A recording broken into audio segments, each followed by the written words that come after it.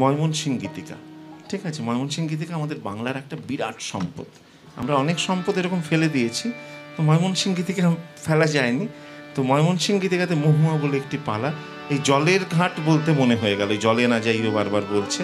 তো সেখানে এটা গল্পটা যাদের জানা নেই একটু ধরিয়ে দিতে হবে, যে সেখানে একটা বেদের দল, বাদ্যাবাদ্যানি বলে, তারা খেলা দেখাতে এসছে। তার মধ্যে তার নাম হচ্ছে মহুয়া সুন্দরী, অপরূপ সুন্দরী।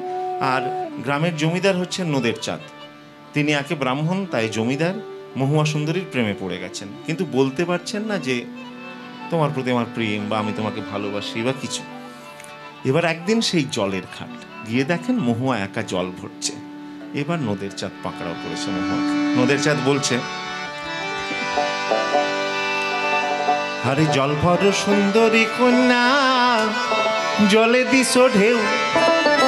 আরে জল ভর সুন্দরী কন্যা, জলে দিস ঢেউ। আর আমার সঙ্গে কহনা কথা, সঙ্গে নাই মোর কেউ প্রাণ যায় যায় রে। মহুয়া নাচড়বান্দা, সে কিছুতেই কথা বলবে না। এরকম অনেক কথাবার্তা চলার পর মহুয়া এবার বলছে, লজ্জা নাই রে নির্লজ্জ ঠাকুর, লজ্জা নাই রে তোর, লজ্জা নাই রে নির্লজ্জ ঠাকুর, লজ্জা নাই রে তোর।